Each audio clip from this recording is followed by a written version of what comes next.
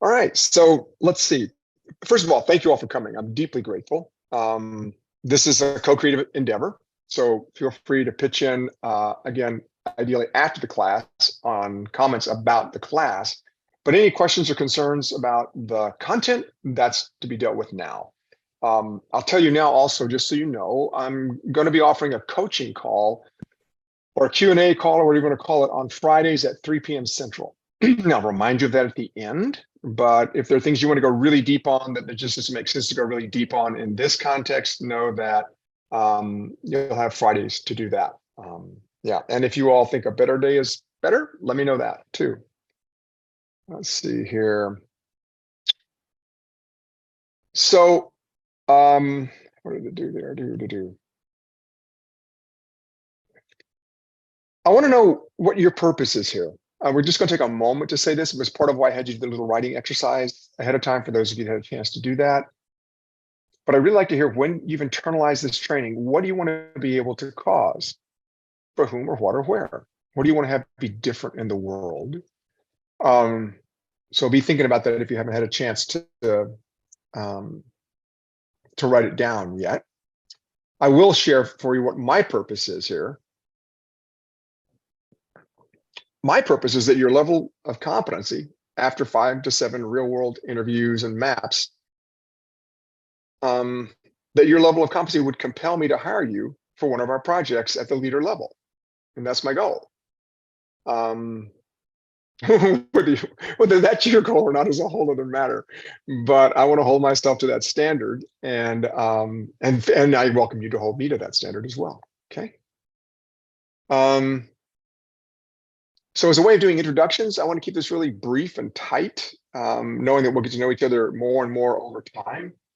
But if you could just take a minute, your name, your location, and what your purpose is briefly, if you could. And whoever wants to go first, please go first. I can hop in. Jacob Dietz, located in Fort Worth, Texas right now. My purpose here, I've really become passionate and an advocate for collective impact and working to better understand how to connect, global ecosystems, collective of collectives of sorts, and really heighten my ability for clarity. That's an important piece for me. Glad to be here, though. Thanks, Jacob. Who'd like to go next? Next, I'm Fariba Fuller. I am in Seattle, and I work a lot with organizations, and many organizations are operating on very old operating systems, and so I think this would be very impactful to show how they're operating and how they might want to move forward. Thanks, Fariba. Next. Okay, I'm Susan Osayande. I'm presently at Auburn, Alabama, and I've always wanted to see how I could fit into the gap of the rich and the poor, and I have this idea in my head of how to merge, create a bridge between the profit sector, the non-profit sector, and the government agencies. And so I guess that's why I'm here. I'm trying to first of all find out if the idea I have in my head is realistic, and of course develop the skills to achieve that. Thank you, Susan. Great. Next. I'm Naomi Kassir. I'm in Seattle. I work in international development, and I am interested in pushing the boundaries on how we design international development aid so that it better delivers on the capabilities that individuals and communities need for agency and self-determination. Thanks, Naomi.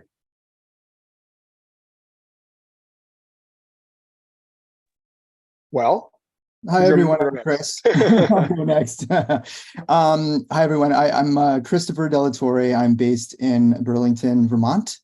And basically I want to inspire and empower survivors of complex PTSD or complex trauma with the tools and information they need to lead successful and fulfilling lives. So part of that is advancing digital wellness, building awareness about mental health and the reality of toxic relationships online and offline. And so for that to happen, I'll need to generate a new body of knowledge and partnerships around that. So, through this class, I'd like to broaden and deepen my knowledge of network science and my understanding of emergence in the context of social movements, community building, and specifically collaborating between individuals, teams, and organizations, because that's going to be a huge piece of that. So, and I'm very excited to get to know many of you here. Thanks. Thanks so much, Chris. Kelsey Russell, I'm based in Atlanta, Georgia. Recently left Coca-Cola, so very, very large, lots of systems. And reading this book has been illuminating even in thinking through some of those, but purposefully moved into the impact space and trying to currently define what that is. But I think a lot of the conversations I've had with Scott have made me excited to dive into these seemingly impossible problems. And have had hypotheses around the systems behind them and incentive structures specifically. So I think leveraging this to get under the incentive structures that have created the structures, I'm just really excited to peel back, as I think about the justice system was one that I've always just been heart hurt by. And so I think there's just so many opportunities to leverage this. And I don't know where I'm going with it, but I'm excited to be hopefully a certified leader through to the end of this to really leverage it. So I'm really excited to be here, and I'm inspired by even the goals that everyone said so far. Thanks, Kelsey. Monica, are you where you can hear us, or are you tied up for the moment? Oh, hang on just a second. Yes. Can you see me now? Can you see me now? Yes. Okay. Yeah, so I am actually on vacation right now. I'm in southern Utah. So sorry for that. I'm having a hard time finding a good spot to take this call. So I am normally in Seattle, Washington, and I've been doing some of this work for the last about 7 to 10 years, and working in complex systems. And so I am just really, I'm more about the process than I am about the system, but have been working in a lot of different systems and have found a lot of passion around this work. So I'll just leave it at that for now. Thanks, Monica. And at some point, we'll get to a conversation about that. It's not about the map. So I totally align with your focus on the process. Absolutely. Okay. I want to give I'm just going to flash some slides around just to get us back in the frame of mind of what we're up to here. I think you all know that there's this rate of emergence of complex multi-stakeholder problems that's exceeding our ability to solve them, at least in my conversations with Bain and Monitor and McKinsey and others.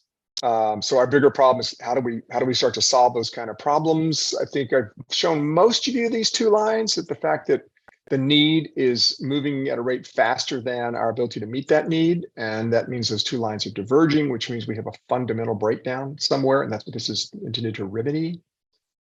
You've seen this graph and I'm not going to go into detail, it's in the book, but that the solutions are emergent and that the systems need to be self-organizing. Primarily, that needs to be the management structure in most cases. And then what I want to talk about that I don't know that you've gotten to in the book yet, I don't remember where I put it, but I want to posit to you that what's really happening is most of the times I get brought in, a system is in chaos. It's not actually in the complex space yet because it's not behaving like a complex adaptive system. It's in chaos. It might be slow motion chaos. It's not like an earthquake or a hurricane or wildfires necessarily. And what we're doing is we are complicating it. Let's take the leader. There's a leader that has something they're doing and they're overwhelmed. This happened with Porter Wharton at Vail Resorts, waking up at 3 a.m, running just all this stuff running in his head. And he didn't know how to organize it.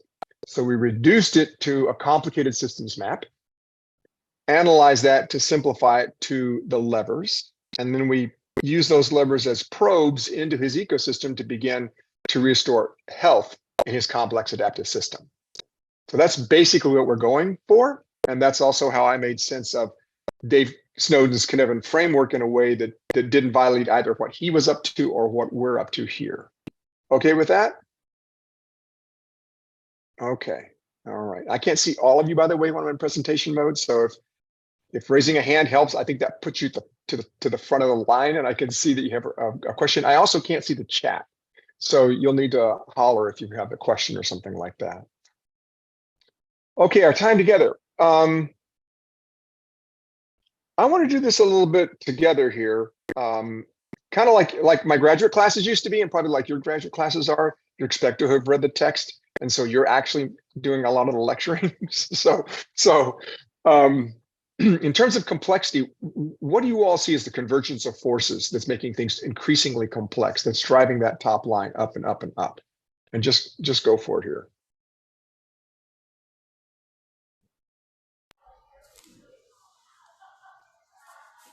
Climate change, political unrest. Social inequities. Yes. Good.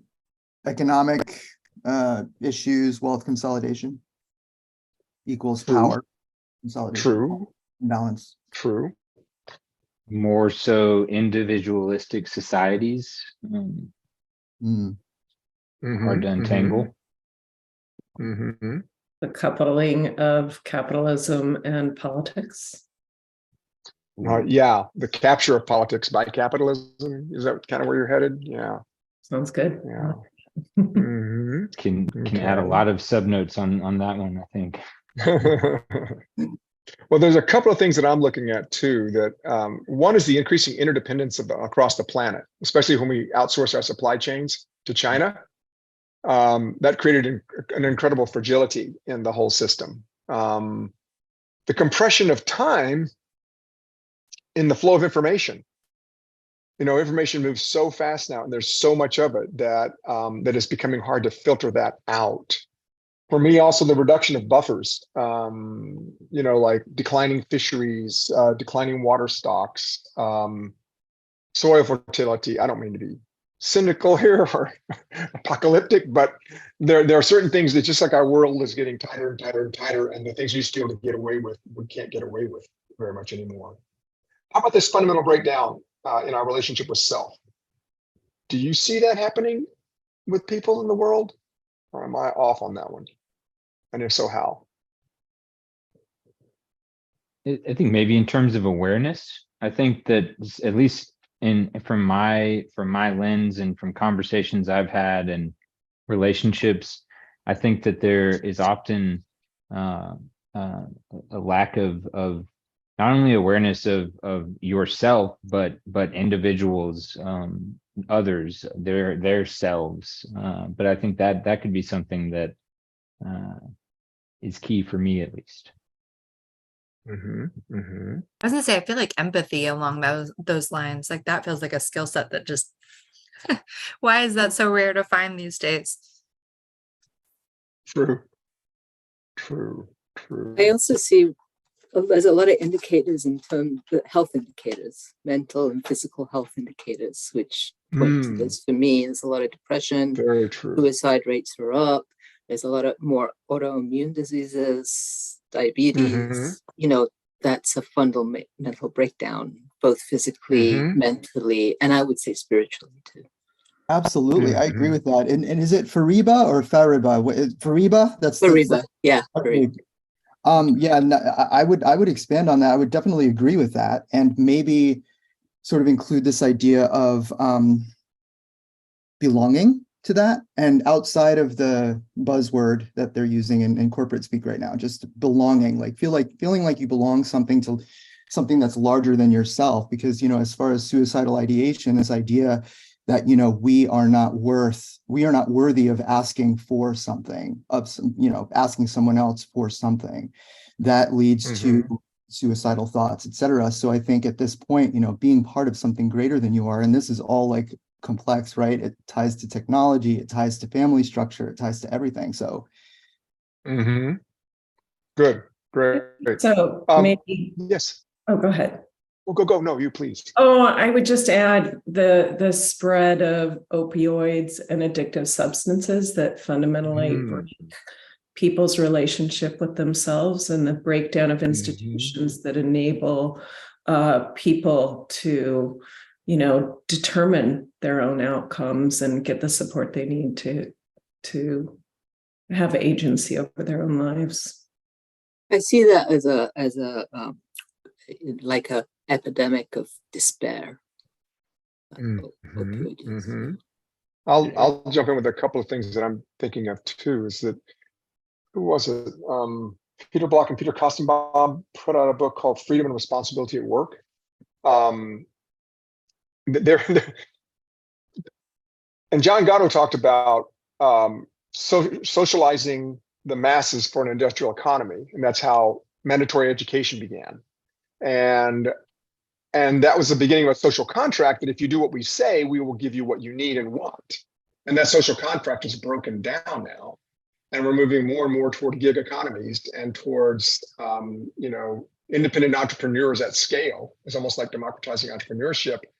And people have a hard time finding their way in that because we've not been trained to do that. So I think, in terms of leaders, many leaders are still suffering from that I've worked with. They still feel like they're accountable to somebody else rather than their own moral compass. And I feel like it's my job to help them get into deeper relationship with themselves, to document their moral compass, to allow them to interrogate that and then align that with what they're up to in the world. And so that I see as the fundamental opportunity of intervening at the individual level, is helping people discover themselves and discover their work and find their purpose. It's been deeply meaningful for me to do that. Okay, to move on. Are we good? Okay.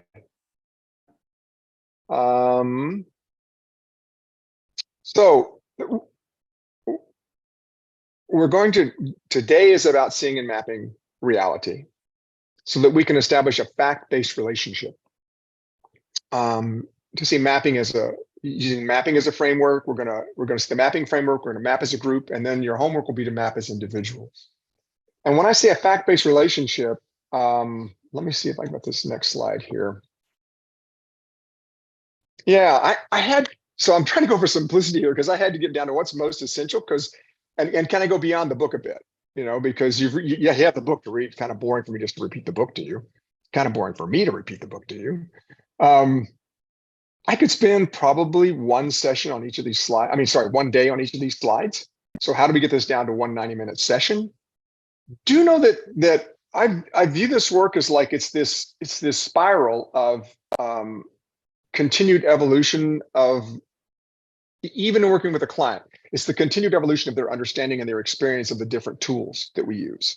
So you should go through a very similar process of, the role of the individual and their own awareness. And then as they come back to the team level, it reinforces their awareness. And then at the group level, it reinforces their awareness. It just keeps moving up like that. So there'll be a lot of redundancy in here, and that will serve to ever deepen your ability here.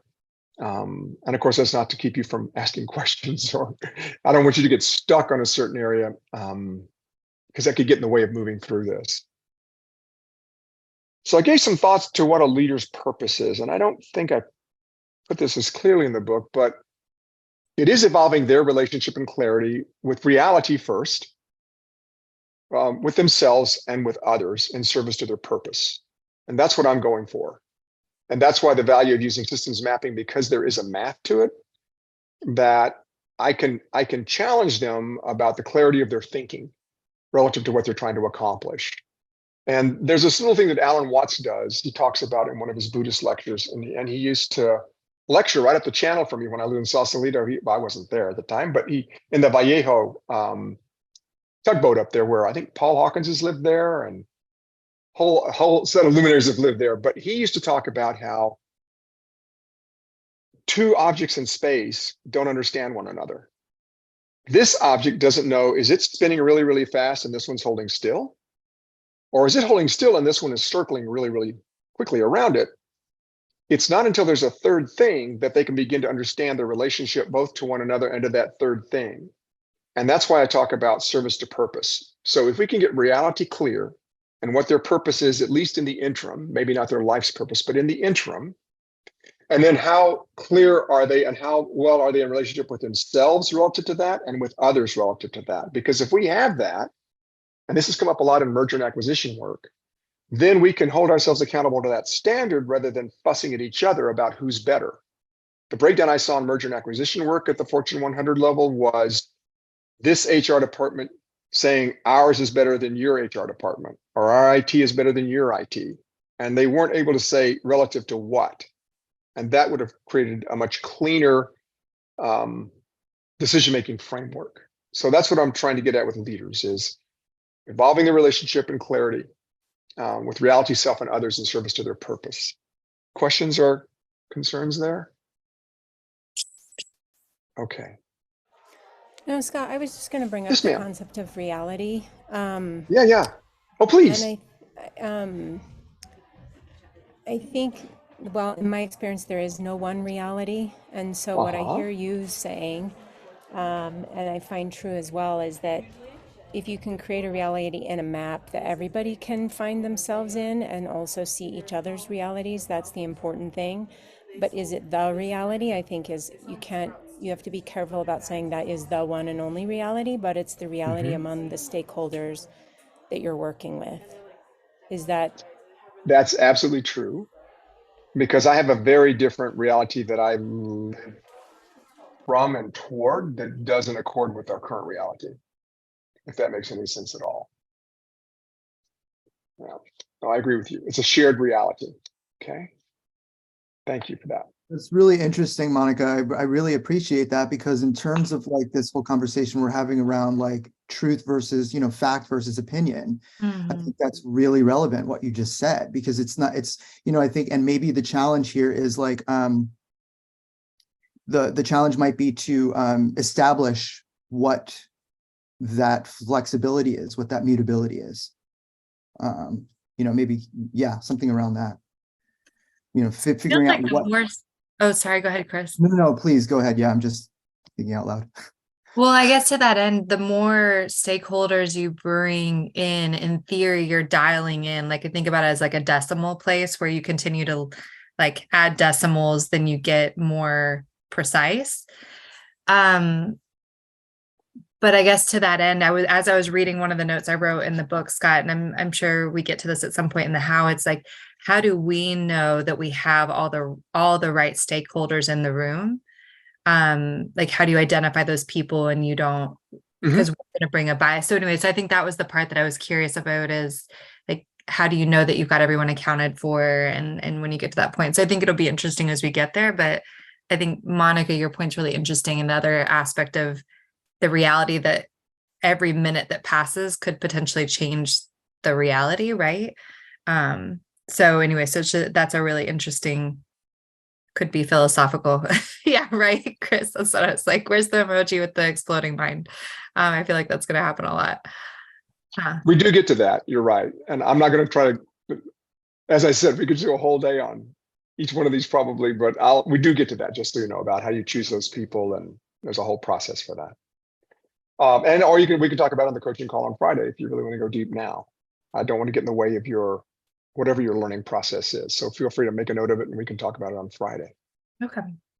So our purpose then is to add value to a leader's purpose, like at every touch, with every one that we touch, and because every action we take, even every word I'm speaking right now, is an intervention. I'm putting energy into the group. And that energy has the potential to change the direction of the group. So I need to be very thoughtful about what I'm doing. And I think the same is true when we're talking to a leader. How do we build trust with them moment by moment by moment? Because many of them are about to do something that's sometimes risky for them. Many of them have been misunderstood for a long time. Many of them are dealing with incredible odds. So how do we add value to them as a way of building trust? So our purpose today is the ability to map as the frame for our ability to interview, and eventually as our frame to map whole ecosystems. Because what you're going to learn at this fundamental level, the same exact thing applies at a larger level. It's just a bit bigger of a mental exercise. You'll have to be able to sort of see farther in your mind's eye when you're building for an ecosystem than you do when you're doing for an individual. And what I mean by ecosystem is like this was Hewlett Packard's global notebook supply chain. And, you know, thinking through a frame that would work for this is different than thinking through a frame that works at an individual level, but it's basically all the same rule sets apply. And if you follow the same process, you can't go wrong. You won't go wrong, okay? Even though it looks overwhelming. So there's a mapping mindset. First of all, know it can be done. Know that you're really, really smart, okay? You're totally capable of doing this. When you're doing an interview, when I'm doing an interview, if someone says something and I'm like, there's just like this hole in my visualization of that, I'll go like, can you give me an example? What do you mean? Trusting that I'm smart. And that if I don't understand something, either they've not said it or sometimes they actually don't understand it. Oftentimes I've asked about that and they'll go, well, that's a really good question. And they'll have to think about it to come up with an answer. There's a proven process to guide you. And this kind of answers your question, Kelsey. You're simply offering up a starting point. Okay, it's a very thoughtful, a very rigorous starting point, but whatever map you come up with whatever group you can gather, you're making a good faith effort to get the thing going. And you can always amend it as you go. So our mapping framework. Okay, I'm showing you this map because this one I did for Angela Blackwell. She was the CEO of a group called Policy Link. They did Obama's Promised Neighborhoods campaigns for him. He wanted to move Jeffrey Canada's Harlem Children's Zone success across the nation. Angela's group has done a whole lot of work around equity and especially and social injustice. And after I did this map for her, she said, thank goodness, this is the first time anyone has ever gotten me. Every consulting company I've ever worked with has tried to convince me to specialize. She asked me if I did OD work, and I said yes. Organizational design work, and I said yes. And that turned into an engagement of over a year and over $100,000 just because of the quality of the individual map. Okay, so there are three fundamental levels and a fourth thing that we do. One is the goal. By the way, I've got my Zoom in the way, so I can't see this. There's a goal at the top is how I build them. There's a goal at the top. Getting that goal right is really critical because if you don't get the goal right, it makes it harder to get this next level. This next level are the key resources that enable that goal to happen at the highest level. So if we're thinking really clearly, we should be able to get it down to 5 to 7 key resources. Occasionally it creeps out to 9, but usually it's like 5 to 7. And if I don't get it down to that level, then I'm probably not thinking as clearly as I want. I'm not really crystallizing it. And that's McKinsey called that MECE, mutually exclusive and collectively exhaustive. And what that means is they largely one doesn't heavily overlap with the other, but that the math of this adds up to getting this done. So if you had this at 100% and this at 100% and this at 100% and so on, would you be able to achieve this outcome? That's kind of the test question. Or is something missing? And that's actually what you go through with the client when you're debriefing the map with them. And then everything else that she said in this conversation of significance, that goes into these next levels that support each of these. Okay. And when I build one of these, I build it from top down, and I build it from left to right on this level. And then I come back and I build out this whole thing before I go to the next one. It's tempting sometimes to say, oh, there's this over here and that over there and this over here, and you're jumping around and all of a sudden you get lost. And you find out that you're putting things over here that actually took root over here. If you build out this whole level string first, then you see what carries over and what happens in the next one and then the next and the next. And I typically build these out separately, and I don't even hook them all up until they're all built. Then I put the interdependencies in. Okay. Now I know I'm waving the cursor in the air a lot, so let's go a little deeper and give you something else to look at here. So these are kind of the rules. You can have this deck when I'm done. You ideally want a positive, measurable, time-specific goal. Leaders don't always have that. Sometimes you just have to go with what they've got. What I will do in those cases is I'll often go ahead and insert, some percentage by some point in time. So I'll have like, XX% and XX, 20XX, just to encourage them, because that radically determines their ability to do an analysis later on. Because if they got to get something done by 2070, well, that's this ramp rate. If it's got to be done by 2030, that's more like this ramp rate. And there'll be different levers depending on that. So the goal, the 5 to 7 mutually exclusive and comprehensively exhaustive, that's the math of it. And then there's math at the next level, 1 by 1, and then the interdependencies.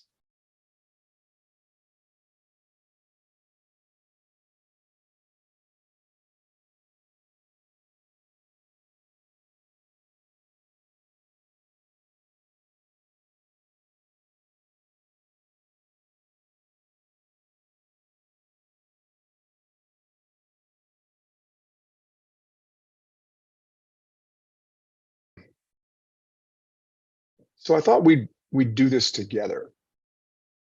I thought we'd offer up, like, what are your thoughts about what the goal here was? One thing that really struck me from the whole video was gaining people's trust. Like, you are offering the help, but you also have to gain their trust. And so I'm from Nigeria, and where I was working before coming here was we had lots of work with rural farmers. And there was this instance where we went to this community. There were very many rural farmers, and we're trying to link them with a firm from the Netherlands that was willing to give them very expensive seeds, but for free. And these seeds were, of course, they were going to have better yields, but they just did not want to take them from us. I mean, we're like, but this is free. I mean, this is free and it's going to help your yield. But the issue there was, I never actually really realized it then, but having talking to professors about their own experience on the field, and this video, of course, makes me just remember that the problem then was actually trust. And so, because I think sometimes the nonprofit sector will just come into a problem and we feel that we have the entire solutions with us, not knowing that we can't be in the same position with the people receiving the help, but we can, at least to an extent, try to let them know that we kind of understand their pain, even if we don't feel it. And so, of course, trust is very important. And then that brings me to my question as to, in every situation where you have to work with people that you are trying to offer help, how do you actually show them that they can trust you? I think that's one of the challenge, a very huge challenge that people in the nonprofit are facing. So just thinking out loud. Yeah. You're right. When I was working in Guatemala with the Quiché and Hmong peoples, I had to interview a former guerrilla leader, Ben Amin. And the first thing he said to me was, what's a rich white boy like you from San Francisco doing coming to Guatemala to talk to me about poverty and social injustice? That was hello. There wasn't a handshake. There wasn't anything. And I had to be completely transparent. Hey, I've never been poor. I hope I never will be poor. I live a very privileged life, but I can think about really complex problems, and I can help people think about really complex problems. And we went through the interview, and at the end, we were both in tears and hugging each other. And he ended up taking me on a 5-day tour of Guatemala, in which I asked him to take me out and make me cry. And he did. Because until I had that felt sense of what he was up to in my body, I wouldn't be able to design for them. So yeah, building trust. Once that trust was built, then it was solid. We got introduced to places and people that we never would have gotten to before. So yeah, it's a state of being, I think. And we'll talk more about that as we go. Okay.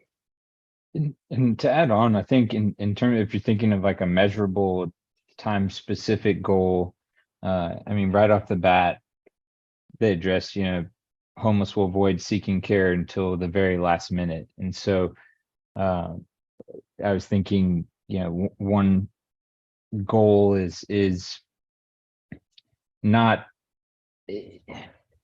it's community outreach. How do you reduce the amount of last minute visits to the ER, or I know I could probably say it in a more articulate way, but that's sort of where It's I'm okay. getting at. Mhm. No, we're just trying to get this. We're just playing here. We're just playing Yeah. with ideas here. Okay. I loved hearing the guy talk about what seemed to be his primary purpose of providing care, the ideals that he really held in school when he was trained to Yeah. be a nurse practitioner. And, that was really what drove him, was being able to provide care in a way that he can meet people where they're at, kind of unburdened from, the care that you have to provide when you're inside the formal medical healthcare system. Very, very true. I thought that was really powerful, his commitment to that ideal of providing care. So that's almost like his personal goal in the process. Yeah, that would be a great place to go from. Yeah. By the way, you can start with different places. You can start with what's the, what are we trying to get to do here as a in the van? The van is caffeine. The van is us. We're caffeine powered. What are we trying to get done? Or what are you as an individual trying to get done? And I usually answer that question by, what do you really care about? Because number one, you can stand for what you really care about. You can't stand for what everybody else cares about or the company cares about, because that's an abstract being. What do you care about? Because you can speak for that. And then let's go back and look and see how that compares to what everybody else is up to. And 9 times out of 10 or 99 times out of 100, what they're up to is what everybody else wants to be up to if they could, but the system is in their way. That's a great place to go. Yeah. Yeah. Thanks, Naomi. Other thoughts on goal? I was thinking about a higher level goal of improving the health of unsheltered people. Yeah. That's a good frame, because there's a lot that fits under that. That accounts for the other resources they bring, like the coats and and bits of food or whatever else they bring. It creates a big broad umbrella to play with. Yeah, because there's a lot of social determinants of health, right? That then you can layer into that. True. Very, very true. Very true.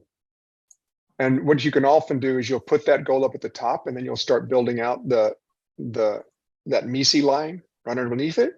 And then you'll realize the MECE line that, oh, wait a minute, that really means this is different. So it can be an iterative process where you start with something that seems right, that feels right. And by the way, I don't want to discount that something feels right, because I think we have a whole lot more intelligence than we give ourselves credit for when we use all of our senses. Yeah, great. Other thoughts on goal? Shall we move on to MECE? Interesting, Fariba, what you just said, because it made me think of especially in terms of what we were just talking about, the supply chain, right? And having this product and service funnel and really making it, creating an opportunity or facilitating an opportunity in terms of inspiring others to act across sectors, right? So what can you achieve from this? What can you get out of this? What can your company get out of this? So we have these missions, these visions, right? How do you plug and play that into there and create this supply chain? Okay, homeless folks need this, or unsheltered folks, I think, what are we saying now? I don't think we're saying homeless. I think we're unhoused folks need this, right? And how do we sort of instill that empathy, but also how do we better utilize the resources we have across this huge, ecosystem of companies and social or nonprofits? We want to settle on one, because that'll determine the MECE. So if we went with the love one, what we love to do, that you came up with, Naomi, we'd have one kind of a layer underneath that. Okay. Jacob, if we went with the specific numbers, we'd have another kind of a layer. If we go, the health for that group, we'd have another kind of a layer. I'm trying to think of what's the layer that seems to be, because I started to say, and I think I'm wrong, just so you know, okay? I started to say, giving them the opportunity to survive in order to thrive. But see, that's bringing my own bias into it, right? Because this is just about, I think it's just about acceptance. It's more in that love space. It's more in that, like, let's imagine this never changed, you know? And so then inside of that, because it's a much larger social problem, right? So let's assume it never changed. What would we be doing then? So I think it's a goal somewhere in that domain. Am I making sense with that? Or I'm guessing I'm off? No, I think you're making sense, because that's something that I've been wrestling with my own mission with this project that I'm doing now, because it's all about like sort of giving folks the tools, resources that they need to do X, Y, Z. But in doing that, I had to shrink that down a lot, because it's like, okay, I'm bringing my own vibe into this, my own bias into this. You know, who is to say what is a successful life or what is a thriving life? What is success? What is success, right? So I had to take that financial component out, even though a lot of it has to do with development, because it's like for someone making $100,000 a year might have a very different, you know, perspective than someone who's completely fine making $25,000 a year, because they can, you know, live within those means and be perfectly happy. Whereas the, you know, 100 grand is miserable for whatever reason or whatever, you know what I mean? So it's like that. Yeah, I get it. That ties back into understanding their reality, right? Because their version of reality is the part that reference point is just going to be so different. Acceptance is a powerful thing to me, that acceptance piece. But I guess to me, it's like somewhere between the love and the, like it's a combination of all of this. Because you're right. The acceptance part, right, is inherently has the love component, but I feel like the health outcome, I really like and I guess that was a question I had, Scott, is are you better off with the goal to think broader and refine to start, and then use the next level to iterate it down into a more, like, do you have a recommendation on like how broad do you think about it to start? You know, I don't think broad or narrow. I mean, I said that. The reason I said that was if something feels right, to go with it. I mean, it has to think right too, but if it feels right, to go with it. And then even if it's broad, you can come back to it. You know, you can. So I wasn't trying to recommend starting broad. For me, what comes up, there's something about enabling them to have ongoing choice. It was kind of like that, you know, and I think that, and you're right, the acceptance up part, I think it also, Susan, ties in with this notion of trust. You know, like you've got to build trust. And if you're enabling them to have ongoing choice versus trying to push them in a certain direction, then that's as close as I get, is enabling ongoing choice. Autonomy. Yeah, personal autonomy. Yeah, personal autonomy. Yeah. I had the question too of, you know, where you start mapping at what level. I mean, do you start mapping at the level of the individual, I mean, who, you know, the people who are speaking, or do you start mapping at the level of this organization that owns the van and populates its organization with, you know, the staff that we saw in the van? Like, where do we start with that goal? That's such a lovely question. And I'd almost refer us back to that Cynefin thing to say that the goal is emergent. So if we try to do it from the level of the van or the organization, then that's less emergent. But if we go from the level of the individual, like when you spoke about that individual's fellow's love, imagine if everybody in the organization, then suddenly that love of providing care becomes the goal of the organization because it arises from the individuals and that's what they want to do. Then suddenly that's what transforms the whole organization. With Care International, Care Guatemala, we asked the people in Care Guatemala, what do they think the goal should be? And Care International got bent out of shape about it and said, no, that goal's from corporate. You know, you can't change that goal. And when we had tried to define poverty at the level of the team, they couldn't define poverty. Some people were very content and happy and felt very nourished working on the land, growing beans and potatoes and corn in the traditional ways, like on a stepped plateau and taking stuff to market on mules, and because it was their traditional way. And then there were people living in high rises in Guatemala City that were deeply unhappy It wasn't about the United Nations, how much is poverty? It was about their own. So the goal that they came up with was economic self-determination. And that covered everybody. And so I'm kind of reminded of that here a little bit when I say, like, this ability to make ongoing choices or something like that, that it's in their control. So I would say you start there.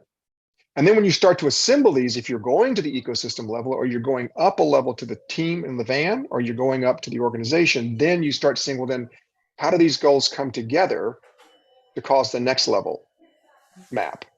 And then the next level map.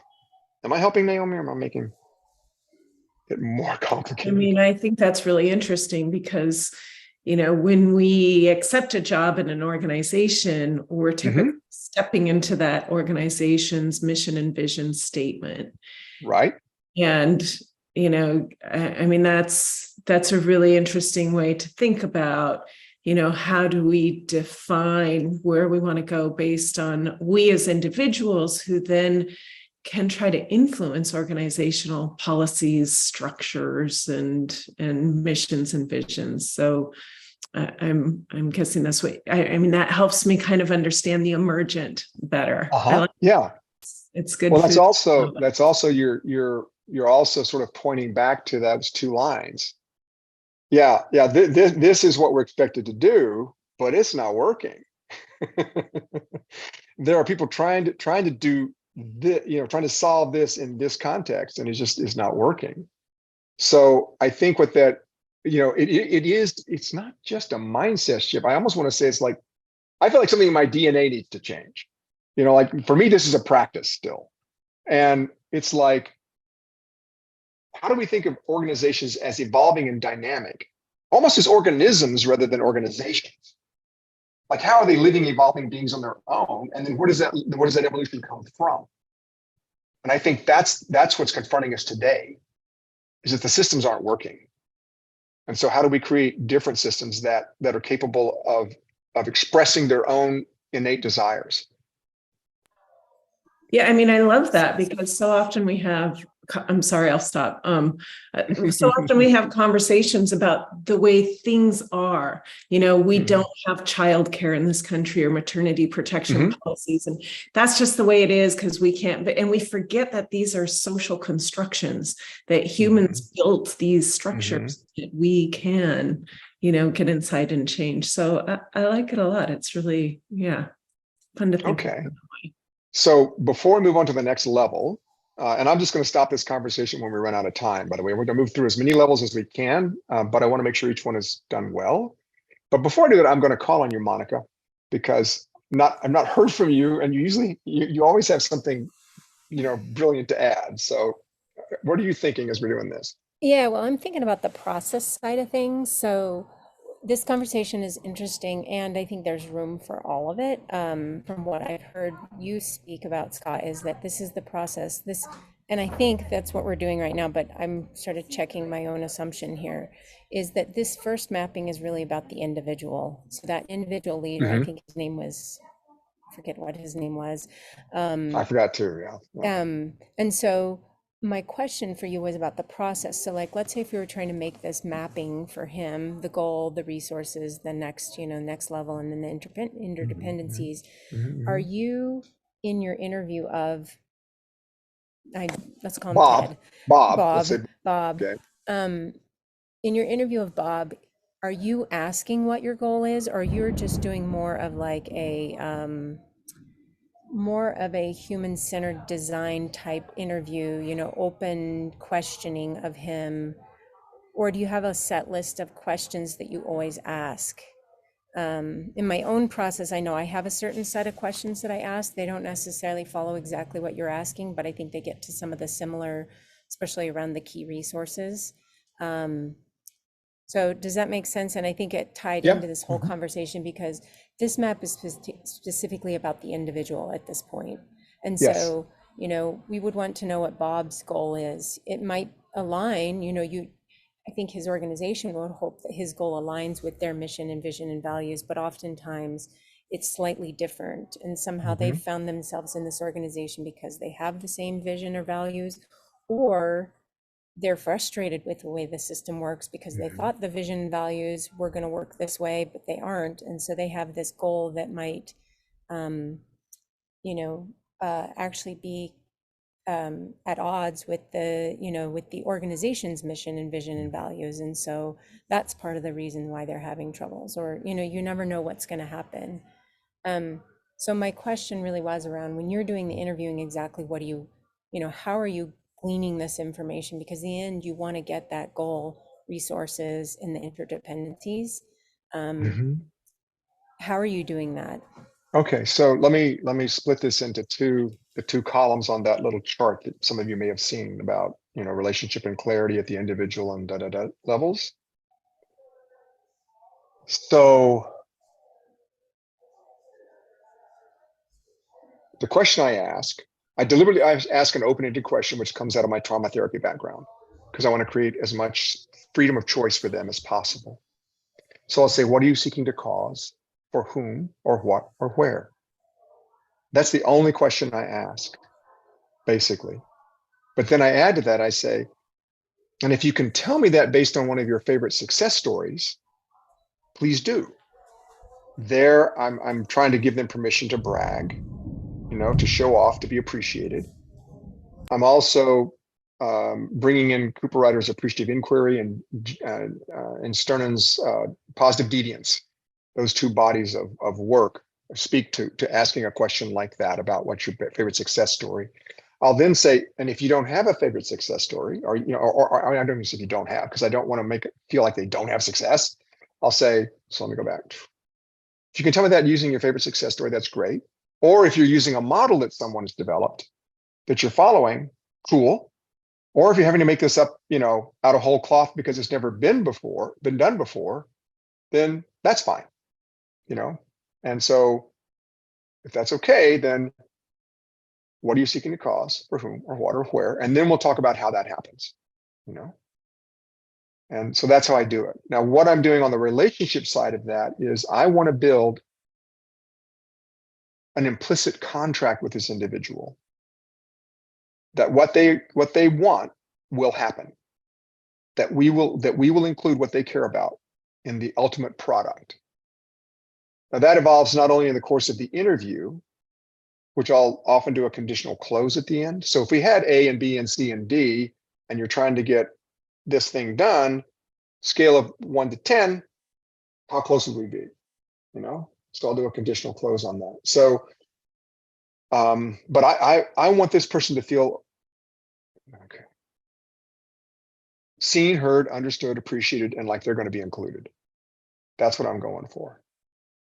And then I trust that eventually I'll see, and we'll see enough of a pattern that we'll get to the level of the team or the subgroup, and that those teams will then see enough that they'll get to the level of the organization. So it very much is a process. It very much is emergent. But if I don't get that, if there's one individual that I don't connect with in this process, then I got a problem when we bring the whole group together. But if I can connect and build that trust at that level, then that trust ports across the whole thing. Am I helping with that, or am I just making more of a mess for you? No, it's not more of a mess. I think it's, I don't know how many people on the call. I know a couple of you have experience probably in interviewing people from a human-centered design. That's my background, is human-centered design, but I know some of you have more probably more academic backgrounds in interviewing systems. And so I was just bringing it up from that perspective, because I assume that a number of you already have some experience in this space, and that the questions, in my experience, can always really help guide the conversation to get down to what you're looking for. And at the same time, as you're saying, it's emergent. We're asking questions where there's sort of gray area. Yeah. You said this word, what do you mean by that word? That sort of thing. Yeah, and forgive me, I didn't address the human-centered design. I have gone out to Stanford's design school when I was in California and sat down with them. And I can show you a mapping between our process and human-centered design as Stanford describes it. And there's a one-to-one matching between what they do and what we do. I don't call it human-centered design because I feel like Stanford owns or others own that kind of a notion. But That's totally fine. I wasn't asking for like your process. I was just trying to see, I was trying to understand your process with my own layering on my own understanding of how I do this work. Yeah. yeah, And I think there's other people who have done this kind of work too. They may not call it. I'm sure you all have your different names for it as well. well, I hope you'll find it compatible. And if you ever don't, then let me know, because that means there's something we can learn from human-centered design that we need to incorporate in the process. Okay. Sure. Yeah, it should be additive, and what is that? Include and transcend. We should be including and transcending is what we should be doing. Sure. Okay, if we move on to the level of MISI, like that next set of sort of resources that are required. And is it okay if we use, because we need to have the same starting point, the same reality. Does that work for you if we use this like this kind of ongoing ability to make choices kind of a notion, or is there some other way you would want to word that without spending too much time on rewording? I think we're close enough. Are we close enough with that? Yeah, I think we're close enough with that, and maybe just in parentheses or as to hook the spiders or to kind of communicate with folks on a more plain level. Autonomy, I think, works really well in circles, but like you definitely the conversational one is great, and also maybe the more academic, whatever you want to call it, Autonomy, sure, personal autonomy. Yeah. But I think being able to make one's own, I think that does sort of hit something here as opposed to autonomy, which is here. We can hold both in mind, whichever one works better for depending on your own personal persuasion. So, all right. I have a quick question. Yeah, please. I think that's onto Monica's, right? So when we're at the level of the self, are we looking at using this words like customer self or the self in the organization? Oh, we're looking at the self in the organization. We're looking at the fellow who was the primary protagonist in the video, the fellow. Right. So then we're saying his goal is to provide or enable personal autonomy for unsheltered people. That's what it seemed like. Okay. No, I just wanted to be, I was getting. Now, you're making a great point that he didn't say that. But what often comes out of these maps is that we see like almost like a highest and best use. Like he experiences love in the process. But what is he actually up to? What does the story really say? What does the math of the story actually say he's doing in physical reality? And naming that often takes a leader to a whole other level. And it allows them to communicate it in a completely different way to a broader audience. That's typically been what's happened. Is that helping? Okay. I feel that that's a leap that it is a leap. Sure I can take, because his personal goal was providing care, really. And personal autonomy is a whole nother set of, what do they need economically? What do they need in terms of housing? What do they need in terms of, these things that it's not within his kind of personal goal set to try to bring all those things together. So how do you because then I think, it feels to me like you could take somebody's personal goal and almost always get to, a higher goal, like deliver personal autonomy if you added a healthcare component, then I think that still fits within his parameters, because everything he talked about was like their autonomy to elect not to go to the emergency room, right? Their autonomy to stay where they were. So I think if you provided like the word healthcare or, their own health autonomy, maybe then that feels more applicable to your point. I understand what you're saying about the economy or economic and sheltering. That's not something he even touched on, but it doesn't feel as much of a leap if we add the word health and that autonomy in my mind. Like via healthcare? Yeah. Like by way of healthcare? Make choices for their health. Personal ongoing ability to make choices for their health. Yeah, it's hard. So getting. I know. Weighted. So I hear you, Naomi, that we could leap way beyond that. And that's why I have to be careful about my own personal bias slipping in there, because I don't get to do that. But I am trying to help a leader see what they've actually created that they don't necessarily see because they're down inside of, they're in the forest and they can't see the forest. They're seeing the trees they're dealing with. And that's, I mean, with this guy, Porter Wharton at Vail, like, God, he had like, I forget how many projects he had going on, and he couldn't see what his real fundamental purpose was, nor could his team. And they were caught in the minutia and thrashing. And once we were able to map it, then he was able to see, oh yes. And then he reached back like 2 years later and said, could you send me a copy of my map? Because it's the best way I've found yet to explain to clients what I do. But he couldn't see it in the moment. Now, do know that you have a chance to check this, to test this. When you go to present the map and you go to validate the map, I always say, hey, this is my hallucination, man. This is what I took from your story. You know, tell me if I've got it wrong, you know, and we'll change it. You can think about it. You don't have to tell me about it right now. I'll send you a copy of this. So I'm trying to be very respectful about it, and then say, but this is what I got from what you said. And I'm trying to partner with them. I'm not trying to be in like a necessarily subservient level to them. And I'd say, you know, in your case, do what feels best for you, but I do appreciate very much the idea of like adding something like via healthcare. Does that help, Naomi, or does that still leave you troubled? It helps a little bit. Autonomy to me would be changing, the relation, helping the unsheltered change their relationship to healthcare, to have agency in their interaction with the institutions that provide healthcare. And I don't see them doing that. I see them bringing healthcare to people where they're at. So it would be harder for me to make that leap. Like, I'm just trying to think about, how would I do this if I was doing it? How could I get to autonomy from what they're actually doing? So, well, yeah, what I meant by it was autonomy within their current circumstance. Like that they stay alive and healthy in order to make the next choice and the next choice and the next choice, whatever that is. Like, I'm going to go to the shelter. I'm going to go to my therapist. I'm going to take my meds. I'm going to, like, that's what I'm thinking about, like in the very narrow time frame of those individuals have to play with.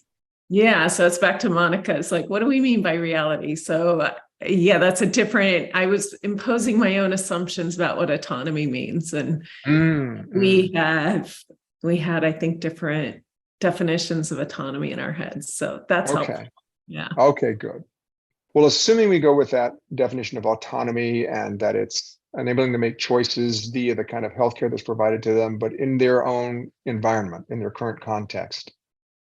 What do you think are the key drivers for that? The key resources, the 5 to 7 or the 3 to 5 or whatever it is? Mobility. By mobility, you mean the mobility of the service provider? Yeah. So we're thinking in terms of the person that we're creating the map for, right? Right, Bob. Whoever the guy was that was speaking, forgive me, I don't remember who it was. Yeah, mobility for sure, because you need to be able to move to get to them, right? Okay, so mobility. Oh, by the way, do you have yeah, go ahead. Oh, I was just going to bring in, Susan was talking about trust, and I think trust might be one of their key resources that is needed in order to make this goal happen. Okay, cool. Others? So we've got trust, we've got mobility. Oh, sorry, go ahead, Jacob. Oh, this might be sort of dumb, but like actual like resources, like and how, like, funding capital for those resources. And that might be two separate, I'm not sure, but. Okay, thanks. Others? I would say skill set, so like the medical expertise to administer. Absolutely have to have that. Other thoughts? Right, which also, that's a good point, Kelsey, because then you're talking about, do you need to be certified? Do you need a license? Do you need permits, Mhm. access, access. I Mhm. think good. Yeah. Yeah. Good point. Good. Good. Other thoughts?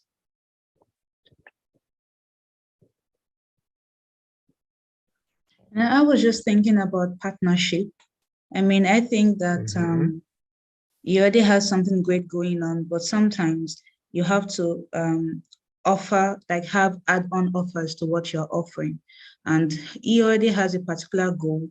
And so Mhm. perhaps partnering with some other bodies that can offer the add-ons. And so I think partnership will Mhm. fall into that. Good point. Great idea. Yeah, I can see that. Other thoughts?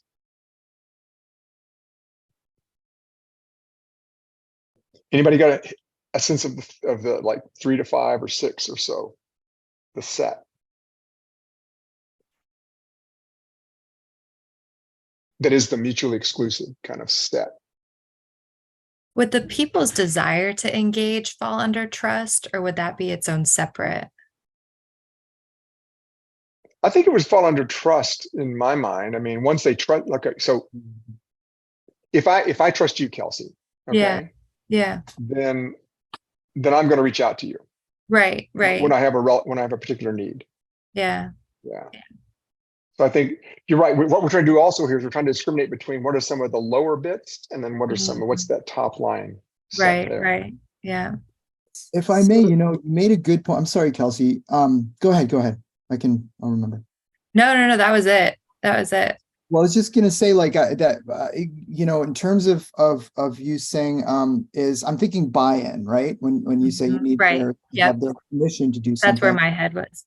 Yeah, and then trust. So I see trust and buy-in as being two separate parts of the same sort of process, where it goes back to what you said, Scott, earlier about changing, no poverty to economic self-determination. That determination is, I think, Mhm. that middle piece. I guess that's at least where I see it. Like you need, Mhm. someone might trust you, but they might not be willing to take the leap for whatever reason. Right.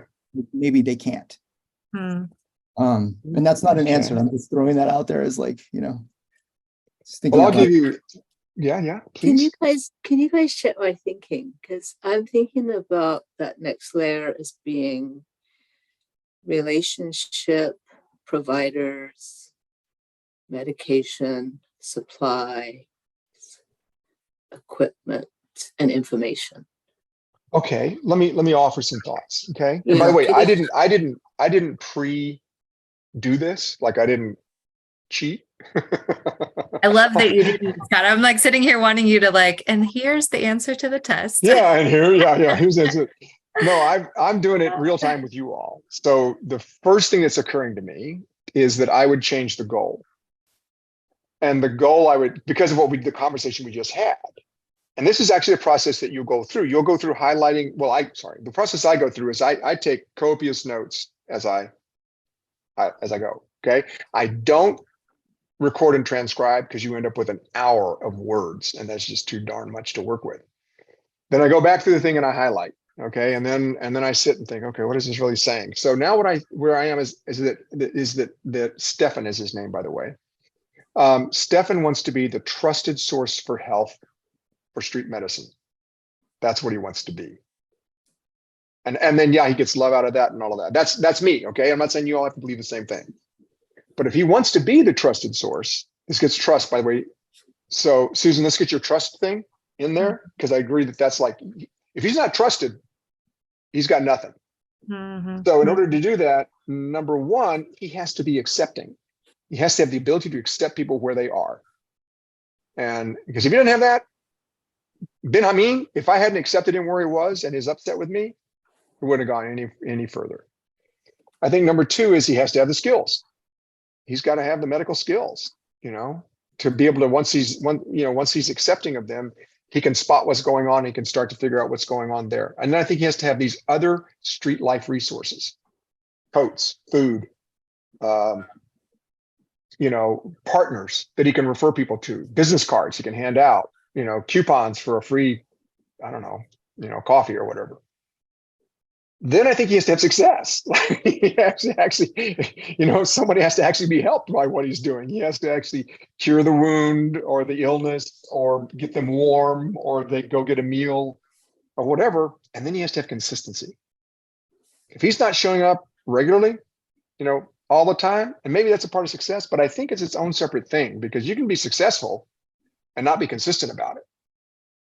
If you have those things, I think if you're accepting, if you've got the skills, if you've got other street life resources to make available to them, so they're not just coming to you for health, they're coming to you for other things that may give you notice before they get ill, or that they know Billy who's got a problem, and they'll tell you about Billy. If you're successful in dealing with that and you're consistent about it, I think that feedback loops get you back up to then you're now the trusted source for street medicine, the trusted source for health. That's how I think about it. And then I think everything else we've talked about goes under there somewhere. Certifications goes under there. Being mobility to get to these different places goes under there. I think those things go in there and they feed in different places. Yeah. So Scott, I had a question again on process. So Yes, please. you just listed these 5 or 7 things that you came up with. Like the one that just sort of launched out at me was consistency. So are you sort of using your own brain after the fact of the interview? But like, let's say, and again, it's hard to do this when you just watch a 8-minute video or whatever. Of course. No, totally. Especially when these interviews usually last an hour. Mm-hmm. I'm curious if you're sort of saying, well, I think consistency needs to be one of those things, or do you put it in there because they've said something? You said, I asked them about their success stories, and their success story may be something like, when we come every Wednesday, and then in your own mind, you're like, well, that's consistency. Or are you? I just made that up. I know, but in a real process, when you've had a full interview, let's say you're thinking consistency. Do you put it in the map when they haven't said anything about consistency? I do. And here's why, because people often don't really realize what they're doing. Like they'll sometimes I'll do that. Sometimes I'll put a question mark. Like if the consistency was like so far out of bounds that I shouldn't just jump in there and say that, I'll say, lots of people do those first 4 things and they don't get the same result. What else must you be doing? That's what that math is about, right? Like in my own mind, I'm using that mutually exclusive. Is this the comprehensive exhaustive set? And I go, no, something's missing. And do know that when I validate the map, I'll say, let's test this. Can you think of other times when you've been successful? Or is this the formula? And then can you think of times when you've not been successful? And does this formula explain why that failed? So I'm trying to ends test and like boundary test the thing, but I will add to it in an attempt to add value to how they're thinking about what they're doing. Sometimes I'll say, you must be consistent, right? Like, I can't imagine you go in there and you just show up like at odd hours and like you're there 1 month, you're not the next, and they trust you. I have a hard time. Or maybe you do. Maybe there's something else you're doing. But I'm making a good faith effort to help them start to get a handle on what they're about. Okay. And then it sounds like you're also validating it with them. So in the end, Totally. It won't go in the map unless they've said yes. Absolutely. Consistency is one of the things that key resources. Okay. I'll go back and modify the map, and then I'll send them the modified map. And then I won't share the map with anybody unless they give me permission to share it, because it's their map. And I'll ask, do I have permission to share your map with the group? Or not? Cheers. That connects with science too. Reproducibility, replication. Right? You could reach a result just by fluke, but you need to use it over and over again because you're not sure there could be some other element in there that when introduced, it could really screw it up for someone down the line. So I think, and that's part of, I think, what might be a challenge for some of these global initiatives that we're seeing through UN and other global multi-stakeholder partnerships is this idea that if you can do it once, you can sort of make a one-size-fits-all and do it again and again and again. And that's just not the case, unfortunately. Good point there, Monica, I think. Thank you. Okay, I'm going to start winding down. Let me say, first of all, I wish we had another hour. Like there's so much we could talk about here and so many places I would love to go with you, but I don't know that I'm happy to do 2.5 hour sessions. Okay. But I don't think that's feasible for anybody else. I will offer the hour of coaching down here. I've said the hour of coaching. Just 3 p.m. on Friday. That's going to be 4 p.m. Eastern. That's going to be like what? 1 Pacific. If you can come, okay, so I'm going to offer that for now. I'm going to go block my calendar for that for now. I'm going to send an invite for that for this Friday. And you all can make recommendations about what you think are other better times. Okay. I think sorry, I'll email everyone. I had to daycare pickup at 4 that same time. So if there was any way to shift it forward 1 hour, or any other time earlier than Oh, that. you mean like 2 p.m.? Yeah, but also if I'm the only one, then don't hold back. I can do 2 p.m. I can do 2 p.m. The 2 p.m. which time zone? I'm sorry. Yeah. So 3 Eastern. I'll put out a doodle. I'll put out a doodle for 2 or 3. Okay. Okay. Sorry to throw that out. And I can do the No. doodle. Scott, I'll take that on since I'm rocking the boat. Thank you. That'd be lovely. Okay. Your homework. I'll send you this deck right now. So you'll have this slide in here. This is about the pros and cons of immigration. What I wanted to do here was simply show you this when you go there. Okay, you'll see the pros and cons and this fellow talking through them. And I invite you to play with doing a map. This is your only chance to do a map. You will do an interview. You will do a map within the class. You'll also do it, as a practicum. There's a video here you can watch that if you prefer to do that rather than read all that, or you can do both. Okay. All right. Thank you all. And yes, ma'am. Thanks, everyone. This was great. All right. Thank you. I'll stay here if anybody has any questions. I'm still available. Okay. Oh, that's great. Okay. Thank you. Thank you. Excited. Thank you. Okay. Bye. All right. Take care. Bye-bye. So any other questions or concerns or places you want to go? Oh, yes. I actually just wanted to confirm something to ensure that I did not get you wrong.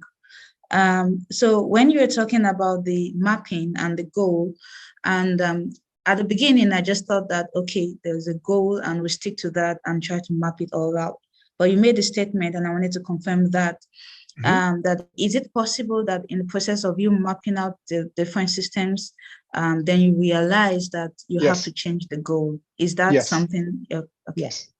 That's the whole thing is like, it's like a fluid process because it's all integrated and it all affects everything else.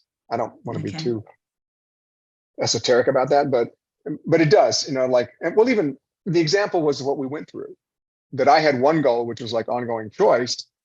And then based on our conversation, then I realized it was the trusted source for street medical care, or something like that. And then that helped clarify the rest of the line for me. Yeah. Okay. All right. Thank you so much. This was a very, very wonderful first pilot class. Good. I'm glad. I look forward to the others. Me too. Thank you. Okay. Bye. All right. Bye, everyone. Bye. So Yes.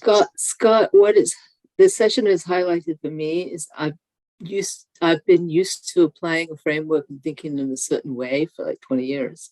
So I need to really sort of unlearn, like beginner's mind, but it's not that easy. No, it's challenging, isn't it? Right. I mean, where you're going is just, I want to go there. But this session has just really highlighted how my framework that I've been using is so prominent. So I don't know. Yeah, it's going to take a while, I think, right, to undo just the ways that I see things and think things, Yeah,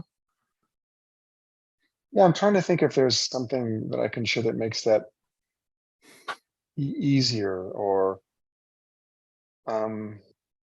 yeah. And I didn't have time. I wanted to put this in, but there just wasn't time. But later in the book, I talk about what I choose to believe. Yeah. I haven't gotten And that far in the book. yeah, no, if you know, like you can look in the table of contents because it's just a dump of the index or something. I didn't do an index, I did a table of contents instead. But I choose to believe certain things about people, and it's out of that it completely reframes. Right. Like, yeah, like if I believe, okay, so the beliefs are, I believe most people are trying to do the right thing. It's just not straightforward in a complex world. I think most people are trying to live lives of meaning and belonging. We're trying to figure that out. That we have been designed to collaborate and succeed. We've just been taught not to. That we like being challenged and we love learning. We just need them closely coupled in time and space. Don't teach me something when I'm 12 that I don't need until I'm 20 or vice versa. Yeah. And the last is that we love being led. We're just sick and tired of being misled. Yeah, no, yeah. I So agree with all those things. Yeah, so if I choose to believe those things, then how do I do that in this conversation with you right now, in this moment? Yeah. You know? And that's, I think it's that kind of it's something like that. It's like, that's why I want to follow, you know, like I didn't tell the story about when and I will later, so forgive me, you'll hear this again at some point, but I had to interview a guy in the intelligence services in Guatemala, and I had all these preconceptions. Like, I know how many people disappeared. I know we funded it. The US funded these disappearances. And then you get walked through like 6 or 7 airlocks with guys with AK-47s on each side of the airlock. And it's pretty intimidating. And you get up to the top floor where this leader is. And I sit down and I realize, I can't have these assumptions about this guy. If anybody in the world can spot insincerity, it's this guy. It's his job. He's been trained to know when someone's not being straight with him. I have to fall in love with this guy for the next hour. I can unlove him in an hour and a minute, but right now I got to love him. And so it's something like that, that flips the whole strategic paradox or the whole design, it flips it on its head. Yeah. I totally understand. Yes, yes. I'm just not used to sort of mapping. I guess I'm too tactical. I've been like embedded in organizations too long, right? So I have to start thinking about the love aspects and the, you know what I mean? Like I go tactical very fast, and you know. Yeah, the other thing is because it's emergent, and clients have trouble with this all the time. Yeah. There is no guarantee of outcome. Yeah. So I did work with Roots of Change around a sustainable food and agricultural system for the state of California, where I interviewed the Secretary of Agriculture and the head of global lending for Bank of America for agriculture, and the CEO of Whole Foods, and the guy with the labor unions, and all these different people.